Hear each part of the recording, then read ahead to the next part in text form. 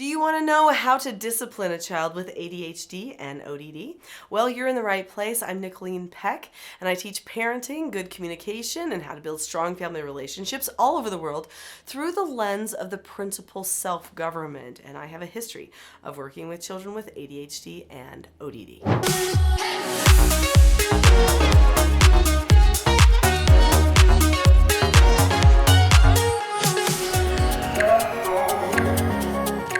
In this video, we're going to understand ADHD and ODD just a little bit, and then I'm going to share with you key things that you can do to help discipline a person with ADHD and ODD.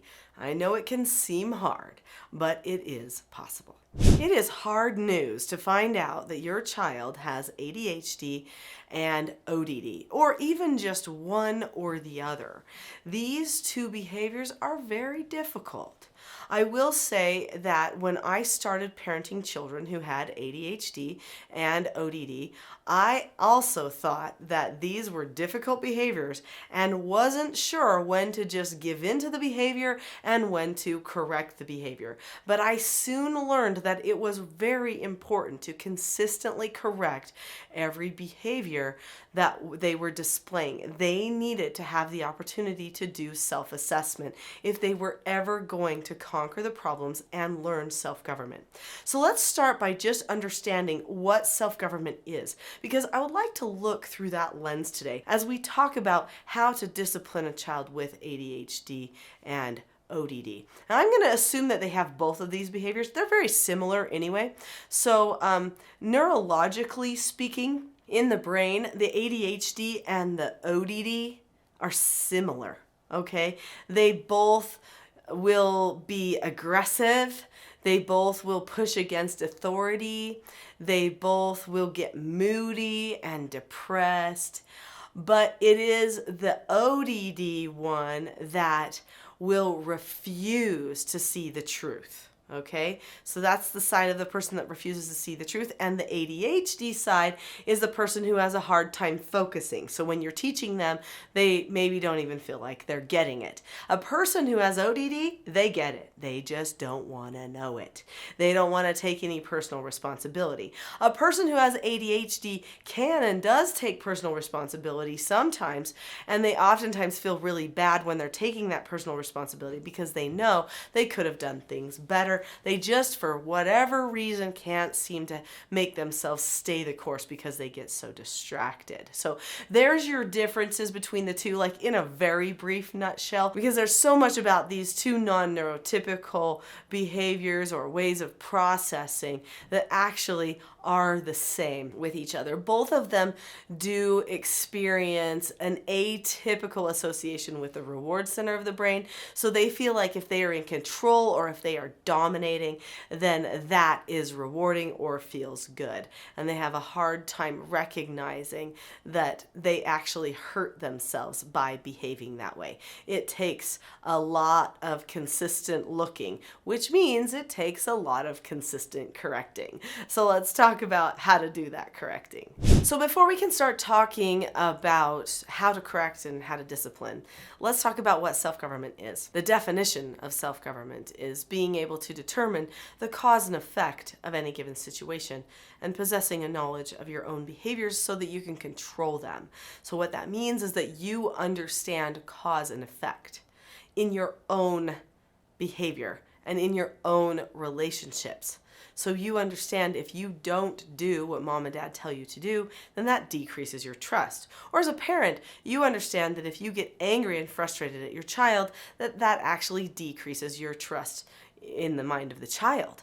So they don't trust you now as much. That is cause and effect in relationship. Many people do not understand those things, and they continually keep using bad behaviors that are going to hurt them. Now, I do believe in consistency and really being strict in following my principles. And when I say strict, I don't mean ornery. I mean just following them exactly. So my principles and my practice have to match. But I also know that tone makes a big, huge difference. So in order to have an environment where a person can learn self-government, it takes a certain type of a tone and a certain type of a structure. So the way it feels and the boundaries and the skills that you use. Many people don't take the time to deliberately put a particular tone or structure into place, and then they're constantly feeling like they're being tossed to and fro within the family dynamic.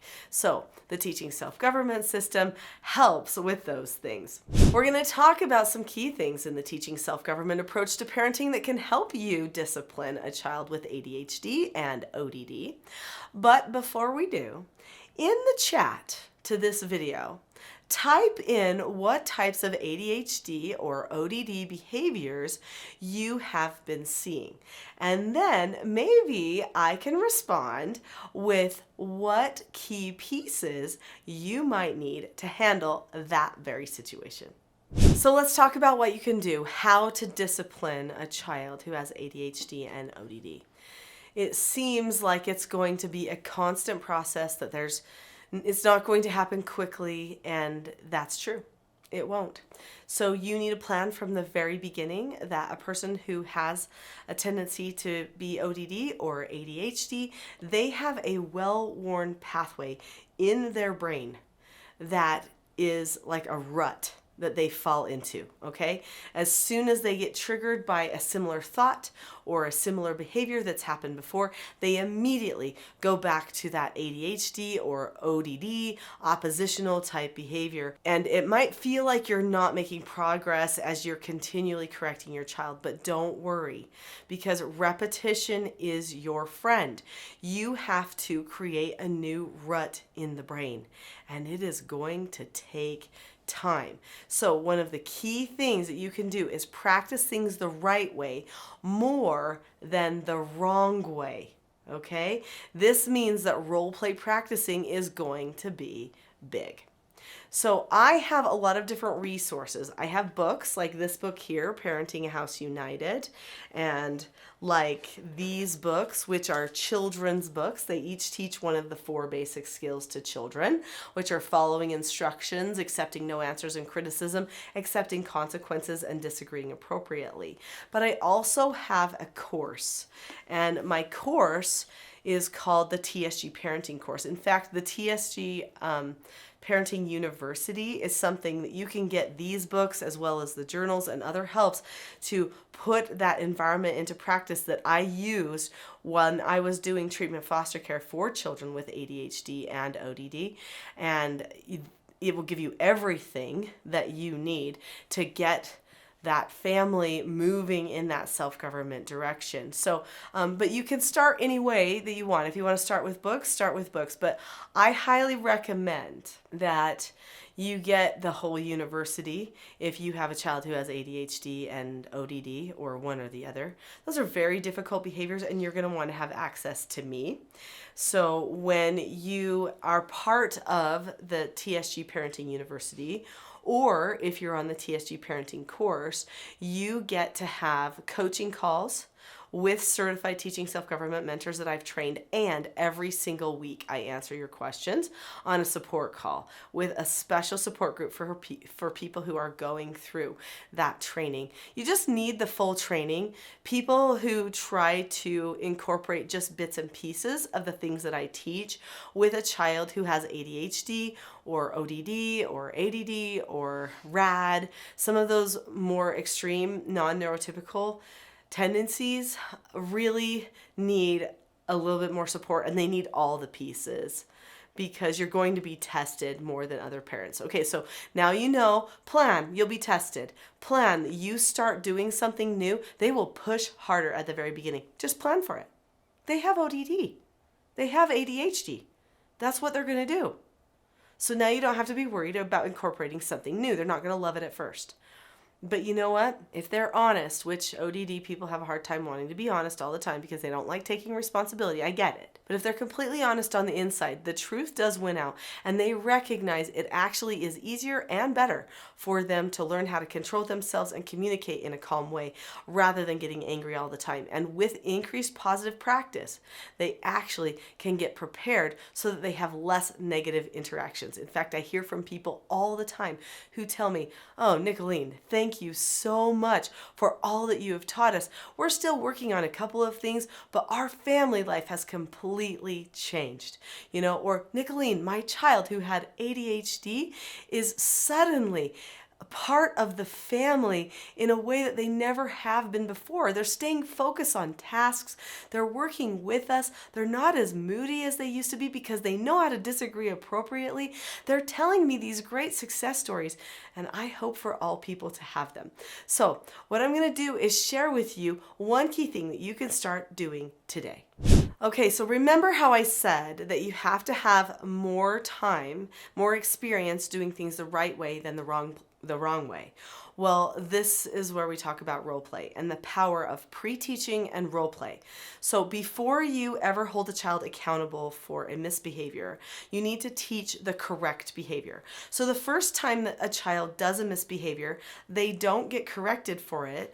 Instead, what happens is you use it as a teaching moment, okay? So then you say, all right, this is what happened. And did you notice that this was a negative consequence of what happened? Or this could be a negative consequence of this happening again in the future. So let's practice it the right way. So now you're going to go back and you're going to repeat what just happened, but you're going to do it the right way, and you're going to use one of your skills. Remember those 4 little colorful books that I held up that had one of the 4 basic skills? You're going to always be pointing back to one of the skills or one of the steps in those skills that they can use. And they are very predictable, which helps the person with ADHD or ODD have something to hold on to. It keeps things very concrete so that there's not a lot of manipulative space, because you don't want manipulative space when you're working with someone with ADHD or ODD, because they love manipulating usually. You're going to practice things the right way. Then each day you're going to continue to practice things the right way. Again, doing role plays. Now I know role plays sound really weird and people don't like doing role plays, but I will tell you what. Role plays are powerful. Your brain starts to create a new pathway every single time you do the role play. It's just like practicing the piano or any type of an instrument. You practice it and you practice it, and when you finally sit down with the teacher to play it or at a recital to play it, sometimes you don't even know how you got through it, you just did. And that's because that pathway in the brain that you formed by doing the practice took over. The same thing happens for our communication behaviors. So they have a bad pathway or a non-productive, unhealthy pathway that they've formed. We've got to reform that. So doing that pre-teaching is going to be huge. And then make sure that you praise all of the steps in the right direction. You should be praising your children 6 to 10 times for every one time that you correct them. So when you discipline a child with ADHD, you describe what happened. You describe why that was not a good idea. You describe what should have happened. Then you tell them what consequence they've earned. And there are better ones than others when working with a child with ADHD. Just so you know, taking things away, power struggle. That will just encourage more power struggles from your ODD child. Okay, so you don't want to be taking things away. You want to have something set up ahead of time, a system. In our family, we use a lot of extra chores because work is the antidote for a sick character. There is a way to do it that makes work still very positive, even though they're getting the opportunity to earn extra chores on a regular basis. So be sure to check that out in the TSG parenting course as well. So anyway, then you tell them what their negative consequence is that they've earned. They get the opportunity to follow through with that, but then the key thing, they get to do practices, more practices. So you are doing role play practice at least 3 times during this one corrective moment. And you're praising them during that correction, during that role play, when they're doing everything the right way. So everything ends on an up note. And for your oppositional defiant child, they have to learn how to embrace the positive. Because I know they don't like to be praised, they don't like to be told anything that relates to cause and effect. But all the more reason you've got to do it. They need it, and they need to practice things the right way. There are so many more things I can teach you. We have just scratched the surface on the disciplining of children with ADHD and ODD. We could go on for a long time. Usually to do a full training in my course, it takes a lot of hours. My TSG parenting course has 20 hours of training plus 4 one-hour coaching calls. So that's like 24 hours of training.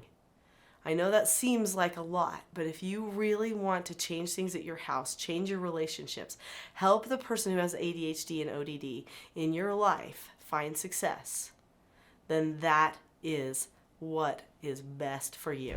So the link that you're going to want to go to for this TSG parenting course is teachingselfgovernment.com/TSG-parenting-course. Go to that link today and get started on creating peace and empowerment in your home that has a few people who don't process the same as everyone else.